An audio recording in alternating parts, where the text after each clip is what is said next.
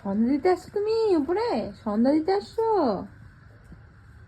আজকে সন্ধ্যা দেবে নাকি উপরে? বসে পড়লো।